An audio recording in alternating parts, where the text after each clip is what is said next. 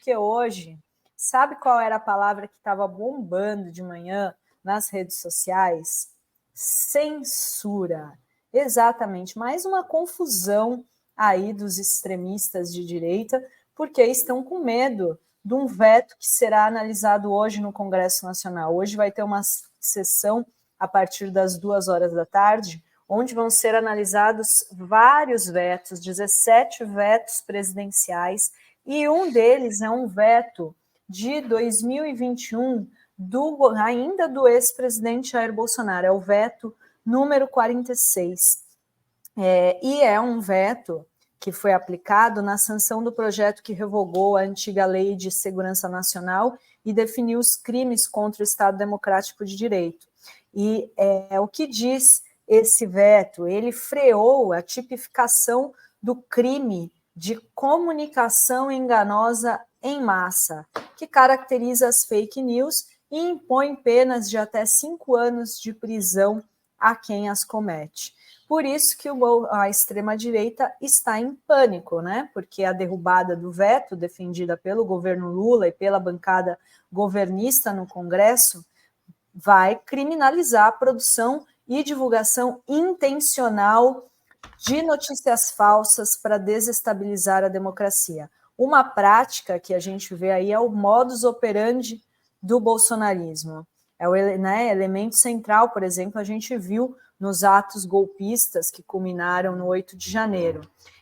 Esse trecho que foi vetado por Bolsonaro e pode passar a valer na lei, caso o Congresso decida pela derrubada, institui pena de 1 a 5 anos de prisão e multa para quem, abre aspas, promover ou financiar pessoalmente ou por interposta pessoa, mediante uso de expediente não fornecido diretamente pelo provedor de aplicação de mensagem privada, campanha ou iniciativa para disseminar fatos que sabe inverídicos e que sejam capazes de comprometer a rigidez do processo eleitoral.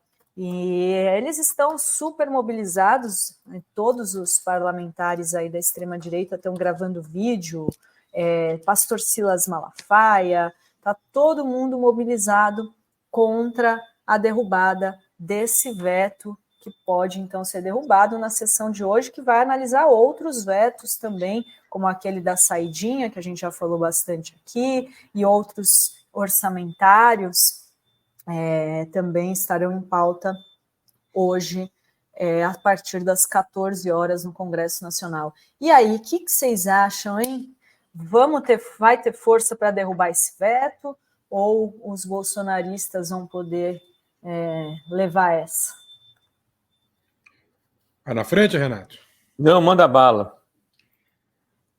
Eu tenho minhas dúvidas, Dri. Eu vou explicar por que eu tenho minhas dúvidas.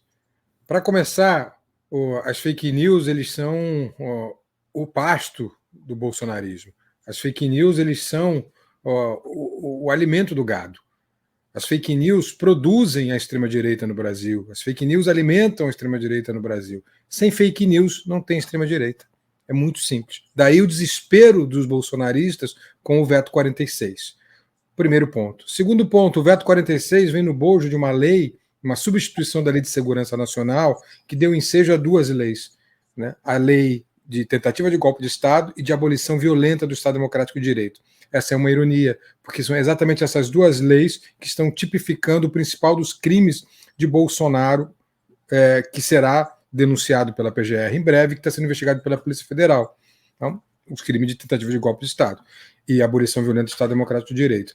Além dos crimes, dos outros 2 crimes, que são a adulteração das vacinas, da caderneta de vacinas, e o roubo das joias, né?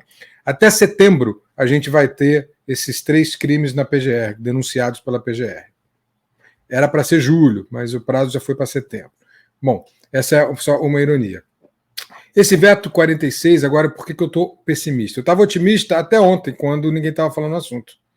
Porque é uma pauta que interessa, inclusive, a uma direita um pouco mais moderada, não uma extrema-direita, assim. Interessa ao próprio Arthur Lira, que, se vocês lembrarem, tentou votar a MP das fake news e foi barrado pelas Big Techs e pela bancada bolsonarista. Então, isso seria uma vitória tanto do Pacheco quanto do Arthur Lira. Eles estão interessados. Aí é que a balança começa a pender, porque a bancada evangélica é muito influenciada pelo Malafaia, a bancada da bala é muito influenciada pelo bolsonarismo, a bancada do boi também. Então, essa bancada BBB unida pode fazer um estrago danado e esse veto não ser derrubado. Mas eu lembro que tem que ter maioria simples, tanto na Câmara quanto no Senado. É uma sessão conjunta do Congresso, mas se vota primeiro a Câmara, depois o Senado. Então há uma possibilidade ainda do Arthur Lira colocar sua força, porque no Senado o Pacheco consegue fazer votar. A minha dúvida é a Câmara, é a Câmara dos Deputados. Para o Arthur Lira interessa, mas eu não sei se ele vai ter força suficiente, como não teve naquela MP, Renato. O que você acha? Cara, eu vou ser bem sincero, eu não estou acompanhando o andamento dessa MP, sabe, Felipe?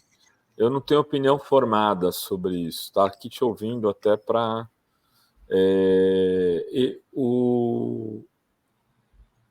o Lira, ele está numa situação que ele vai depender muito dos bolsonaristas daqui para diante para poder eleger seu candidato à sucessão na Câmara. Mais refém dos bolsonaristas, inclusive do Rodrigo Pacheco, hoje é o Lira. Porque, de alguma maneira, o Marco, lá, o pastor da Igreja Universal, Marcos Pereira, ele se aproximou do governo e trocou, tipo, não, tudo bem, fico sem os bolsonaristas, vou querer buscar o apoio do governo e vou rachar o centrão. Vou para o segundo turno. Esse o projeto do Marcos Pereira. Fechar um acordo com o Lula, com o governo federal, ter os 150 votos da esquerda e ter, de repente, mais uns 100 votos da direita ali do Centrão, do partido dele, do PSD, do MDB, de alguns outros partidos. Ele ficaria quase eleito no primeiro turno. Então ele abriu mão dos bolsonaristas. O que restou ao Lira? Caiu no colo dos bolsonaristas, Felipe. Então ele vai ter que dançar, ele vai dançar segundo o ritmo da música imposto pelos bolsonaristas também a partir de agora. Esse é o Felipe. Eu concordo contigo. Ao mesmo tempo, né, Renato, ele tem um interesse na votação. E não depende só dele, porque a pauta não é dele quando é sessão do Congresso. Quando é sessão só da Câmara, ele é o dono da pauta. Como é sessão do Congresso Nacional, ele não é o dono da pauta. Então, votado vai ter que ser votado. O que vai depender, me parece que é uma coisa intrínseca ao Arthur Lira, o Arthur Lira tem duas personas, né? Duas personalidades. Tem o Arthur Lira que realmente está lá presidindo a Câmara e fazendo essas composições, e tem o Arthur Lira da intimidade, que tem lá os seus cardeais. E para isso ele diz, olha, dá para a gente tentar derrubar esse veto ou não dá? Porque apesar de eu depender dos bolsonaristas, eu tenho interesse pessoal, eu acho que vocês também, porque a gente não é produtor, eles pelo menos não são bolsonaristas, eles não têm mega produção, eles até difundem fake news, mas eles não são os produtores principais, eles não consomem esse pasto, não é o mesmo pasto, entende, o Renato? Então, de certa forma, o campo da direita ele foi ocupado pelos bolsonaristas, o campo que é do Lira. O Lira só tem espaço porque é o presidente da Câmara. Ele consegue se equilibrar no centrão. Os bolsonaristas fortes, eles também são, de certa maneira, o fim do centrão. Né? Mesmo que tenham governado, e veja, governaram com o centrão, não, entregaram o governo ao centrão nos últimos 2 anos de Bolsonaro, porque não havia outra alternativa na composição com a Câmara. Mas o objetivo sempre foi dar o golpe e, portanto, eliminar o centrão. Então, o Arthur Lira tem essa percepção, ele não é bobo, está longe de ser isso. Todos os integrantes do Centrão sabem disso, que o bolsonarismo governou com o Centrão, primeiro porque não sabia governar, não tinha projeto, então podia entregar. E segundo, com a teleologia, com a missão, com o objetivo final de acabar com o próprio Centrão, porque governar com ditadura é governar sem o Congresso, Renato. Dri. Então, eu ainda acho que essa segunda persona, posso estar sendo ingênuo, viu, Renato? Mas eu ainda acho que essa segunda persona do Arthur Lira, ele conversa com os cardeais e fala, porra, essa lei é boa para gente, esse veto é bom para gente, né? Como seria ter uma lei de combate às fake news, aquele projeto, aquele PL que era relatado pelo deputado Orlando Silva e que foi rechaçado, já foi até tirado dele, né? E dificilmente vai à votação. Isso sim, eu acredito que dificilmente vá. Isso não vai, porque aí o Arthur Lira teria que pautar e ele não vai pautar pelos motivos que o Renato expôs. Mas hoje, numa pauta que não é dele, há essa possibilidade, Renato. Não sei se você discorda, se eu estou sendo muito ingênuo. Eu não tenho uma avaliação concreta, entendeu? Não, fui sincero aqui, porque acompanhei pouco esse debate. Estou falando a partir de uma coisa mais genérica, né?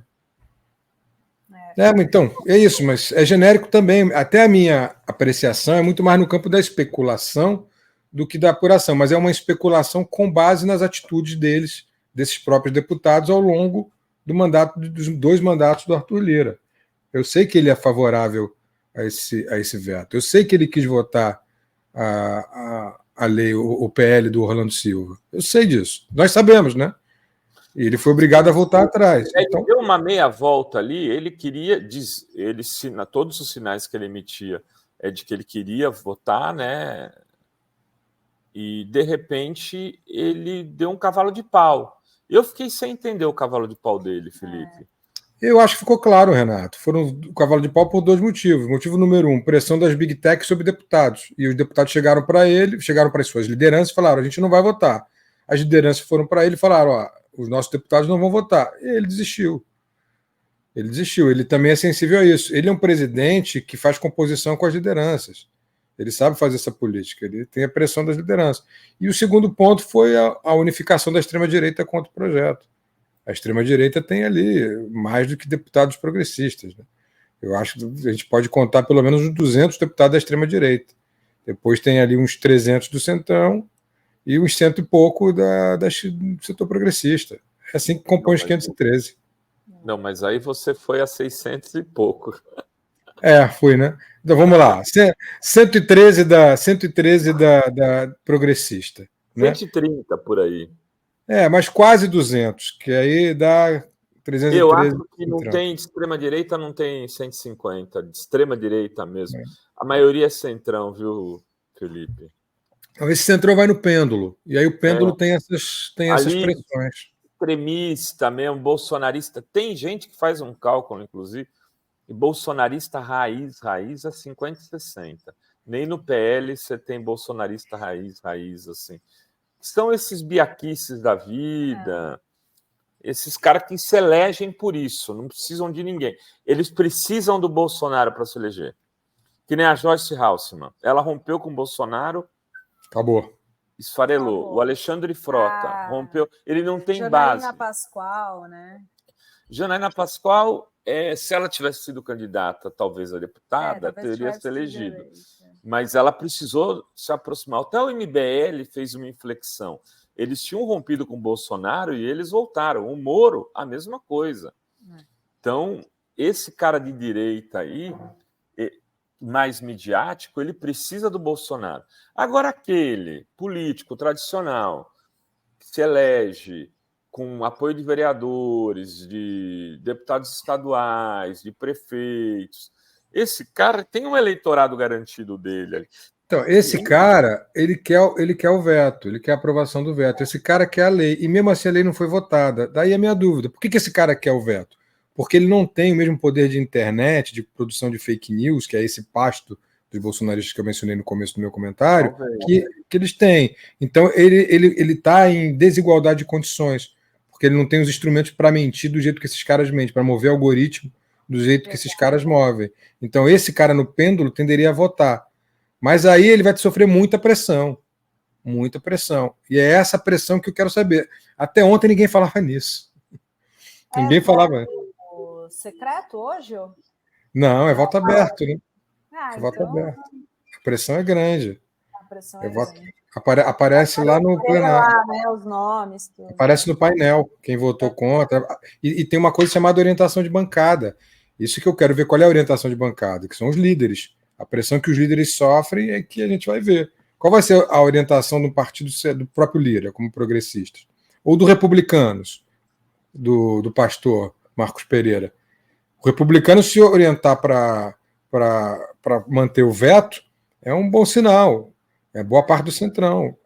A gente vai ter que ver por aí. A orientação dos líderes é o que me interessa. E aí a gente vai ter uma clareza maior. Diga. Agora, sim, é impressionante, porque hoje nas redes eles estão todos gravando vídeo, mobilizados, e a gente não vê o nosso campo, tá zero, não tem ninguém falando nada, não tem. É assim, olha, e eles estão, olha só o que o Bolsonaro postou agora há pouco. O sistema quer, de qualquer jeito, calar sua voz. Manter o veto proposto por nós em nossa gestão é uma questão de sobrevivência do país. A legislação já admite há décadas questionamentos jurídicos legais em casos desejáveis. Qualquer vírgula fora dessa linha é puro controle. Eles sabem o poder que os senhores têm com a internet independente. Aí põe um artigo do Cláudio Humberto, extremista de direita.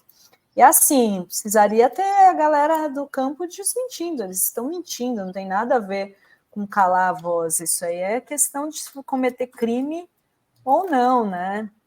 E a gente não vê, eu não sei como que está nos grupos que você acompanha, se está, né? Zero. Então, nos grupos bolsonaristas, todo mundo falando, mas falando por indução. Até ontem ninguém falava. Até ontem eu via zero. Isso começou 24 horas para cá. Eles são muito rápidos, né, cara? Eles conseguem fazer mobilizações de forma... Todo mundo está falando. Muito rápida. Mas não tinha isso. O que eu estou falando é que alguém foi avisado assim, ó. Porque até nisso eles são meio desatentos. Eles sabem mobilizar a internet, mas eles às vezes ficam desatentos à pauta.